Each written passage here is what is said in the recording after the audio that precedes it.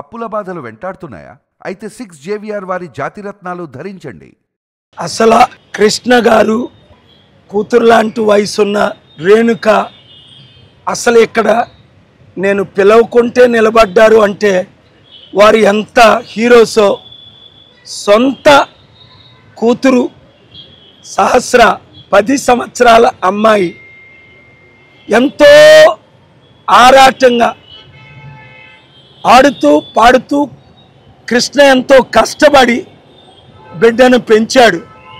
బావా బావా అంటూ తన లోపటే ఆడడం, మాకెందుకు ఈ కష్టం అని. చాలా కష్టం. ఇలాంటి ఘటన ఇంకొకటి జరగకుండా ఉండాలంటే చట్టం, ఒక కొత్త చట్టం పెట్టడానికి, దానిపై 3 ఆర్డర్స్ తీసుకురావడానికి నేను ప్రయత్నిస్తానని సర్కిల్ ఇన్స్పెక్టర్ కేవి సుబ్బారావు గారికి వారి టీంకి చెప్పాను. నిజంగా ఇక్కడ Kukatpally police station circle inspector గారు వారి టీము ఎంత చక్కని ఇన్వెస్టిగేషన్ చేసి క్రైమ్ సీన్ ఎవరైతే చంపారో 14 సంవత్సరాల అబ్బాయిని పట్టుకోవడం, అంతేకాకుండా ఇది ఎట్లా జరిగింది అన్నది వివరించడం నాకు యూస్ఫుల్. సుప్రీంకోర్టులో ఈ వారం మీరు చూశారు, బెట్టింగ్ యాప్ల ద్వారా లక్షల మంది ఆత్మహత్యలు చేసుకుంటున్నారని మే 23ని ఆగస్టు 1ని సుప్రీంకోర్టులో నేనే వాదనలు వినిపించి 11 సంవత్సరాలుగా ఏ గవర్నమెంటు పట్టించుకోవట్లేదు అని ఒక చట్టాన్ని తీసుకొచ్చాం. వారికి ఇష్టం లేకపోయినా 8 లక్షల కోట్లు ఆదాయం వస్తున్న డ్రీమ్11 లాంటి వాళ్ళకి 7,000 కోట్లు, 100 యాప్ల ద్వారా వేల మంది సూసైడ్లు చేసుకొని 45 కోట్ల మందికి ప్రాణం కల్పించడానికి 788 మంది ఎంపీలు నాకు స్పందించారు. మన తెలుగు మల్లు రవి గారు కాంగ్రెస్, ఆర్ కృష్ణయ్య బీజేపీ అడగగానే సంతకాలు పెట్టారు. అలాంటి చట్టమే ఈరోజు 45 కోట్ల కుటుంబాలు కాపాడుతుంది. అలాంటి చట్టమే సహస్ర పేరుని నేను సుప్రీంకోర్టులో ఆర్డర్ తీసుకొచ్చి పార్లమెంట్లో కానీ వచ్చే సెషన్లో పెట్టకపోతే సుప్రీంకోర్టు డైరెక్షన్ ఏ విధంగా బెట్టింగ్ యాప్ల్లో ఏంటి, నిమిషా విషయంలో ఏంటి ఆర్డర్స్ తీసుకొచ్చాను నిన్న, అదే చట్టాన్ని తీసుకురావాలని నాకు పూర్తి నమ్మకం ఉంది. జ్యుడిషియరీ మీద నాకు పూర్తి నమ్మకం ఉంది. పార్లమెంట్ మెంబర్స్ ఆఫ్ పార్లమెంట్ మీద ఒకవేళ ఈ నెల రోజుల్లో మరలా సెప్టెంబర్లో సెషన్ ఉంది, వారి చట్టాన్ని తీసుకురాకముందే నేను కోర్టుకి వెళ్తానేమో.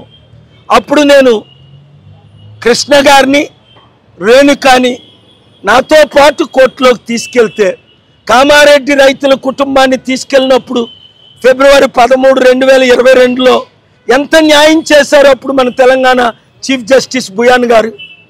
మీ మద్దతుతో నా ప్రాణం ఉన్నంత వరకు ఈ అవినీతి పరులతో పోరాడతా. వారు ఎంత పవర్ఫుల్ లీడర్స్ అయినా న్యాయం చేస్తాం. సహస్ర లాంటి బిడ్డ, మరొక బిడ్డ చనిపోకూడదు. ఆ చంపిన కుర్రవాడు 14 సంవత్సరాలు అయినప్పటికీ స్పీడ్ ట్రయల్ 6 నెలల్లో చేయించి అడల్ట్గా శిక్ష విధించి ఓ 10-20 సంవత్సరాల తర్వాత తల్లిదండ్రులు ఒప్పుకుంటే క్షమిస్తామేమో. మూడవది, ఈ క్రైమ్ సీన్ అబ్బాయి ఎలా తీశాడు. అబ్బాయికి ఫోన్ ఎవరిచ్చారు? తల్లిదండ్రులు. ఎందుకు ఇచ్చారు? అబ్బాయిని ఎలా పెంచారు తల్లిదండ్రులు? మొన్న సూర్యకాంత్ గారు అన్నారు ఆగస్టు 1 బెంచ్లో, డాక్టర్ పాల్ 302 చట్టం ఉన్నప్పటికీ అటెంప్ట్ మర్డర్ కేసు, మర్డర్లు ఆగిపోయా, మీరు కొత్త చట్టం అడుగుతున్నారు. లేదు సార్, స్మోకింగ్ కూడా తాగకూడదు, ఇంజూరియస్ అని ఉంటుంది. ఈ బెట్టింగ్ యాప్లు అయితే సచిన్ తెందుల్కర్ మొదలుకొని ఇక్కడ రనా, మంచు లక్ష్మి, దాని ద్వారా ఎంతమంది ప్రాణాలు పోతున్నాయి. కనుక మీడియా మిత్రులారా, మీ మద్దతుతో, తల్లిదండ్రుల మద్దతుతో మరొక హత్య, సహస్ర లాంటి హత్య జరగకుండా చట్టం తీసుకొచ్చి చట్టాన్ని ఇంప్లిమెంట్ చేసి మార్పు తీసుకొచ్చే బాధ్యత నేను తీసుకుంటున్నాను. న్యాయం జరిగే వరకు ఎవరిని విడిచిపెట్టేది లేదు. ఇక్కడ కుకట్పల్లి పోలీస్ ఆఫీసర్స్ని చాలా నేను ఏమంటారు దాన్ని అప్రిషియేట్ చేస్తున్నాను, అభినందిస్తున్నాను. ఇలాగే ప్రతి పోలీస్ ఆఫీసర్స్ కూడా మన తెలంగాణ, ఆంధ్రాలోనే కాకుండా దేశమంతా చక్కని ఇన్వెస్టిగేషన్ చేసి క్రిమినల్ని పట్టుకొని, లేదంటే క్రైమ్ సీన్స్ ఎక్కువైపోతున్నాయి, క్రిమినల్ మూవీస్ ఎక్కువైపోతున్నాయి, క్రిమినల్ సీన్స్ ఎక్కువైపోతున్నాయి, ఆత్మహత్యలు ఎక్కువైపోతున్నాయి, నరహత్యలు ఎక్కువైపోతున్నాయి, మానభంగాలు ఎక్కువైపోతున్నాయి. పాపం ఆకాశాన్ని అంటుకుంది. ఒకవైపు దేవుణ్ణి ప్రార్థిస్తున్నాను, ఒకవైపు చట్టాలు పెడుతున్నాం, ఇంకొక వైపు తల్లిదండ్రుల్ని రిక్వెస్ట్ చేస్తున్నాం. అంతేకాకుండా పేరెంట్స్ను కూడా నేను రిక్వెస్ట్ చేసింది ఏంటంటే, పేరెంట్స్ మీ పిల్లల్ని మీరు సరైన మార్గంలో పెంచండి. టీచర్స్ టైం తీసుకొని విద్యార్థులతో టైం గడపండి. మీడియా మిత్రులు ఇలాంటి కేసులు ఇంకోటి జరగకుండా మీరు దీన్ని ఫాలో అప్ చేయండి. ఎందుకంటే మీ ద్వారే one of the 4 pillars, freedom of speech, freedom of press, ఇవి ఉండబట్టే ఈరోజు ఇంకా మనం దేశంలాగా ఉన్నాం. కానీ బాధేస్తుంది. నిన్న రాత్రి 5 రోజులు ఢిల్లీ కేరళ మళ్ళీ హైదరాబాద్ సుప్రీంకోర్టు నుంచి కాల్ వచ్చి వెళ్ళా. నిమిషా ప్రియ కేసులో మరల మండేకి ఇచ్చారు బెట్టింగ్ యాప్. ఎంతో గ్రేట్ఫుల్ టు దెమ్. కానీ తిరిగి వస్తుండగా నాకు ఫ్లైట్లో కూర్చొని నిద్ర రాదు. ఒక జై భీమ్ అని మూవీ చూశాను. ఎప్పటి నుంచో అందరూ చూడమంటే ఒక 20 నిమిషాలు ఏడ్చి ఇంక చూడలేకపోయాను. ఇంత అన్యాయం జరుగుతుంది ఈ కులాల మధ్య, ఈ ట్రైబల్స్ని అణగదొక్కడం, గద్దరన్న చెప్పినవన్నీ జరుగుతున్నాయి. రాష్ట్రం మారాలి, దేశం మారాలి. మారినంత వరకు మనం ఫైట్ చేయాలి. Thank you very much. ఈరోజు పార్టీ గురించి ఏం మాట్లాడను. మా పార్టీ మీటింగ్ ఆల్రెడీ జూబ్లీ హిల్స్లో మార్నింగ్ జరిగింది. రేణుక ప్లీజ్.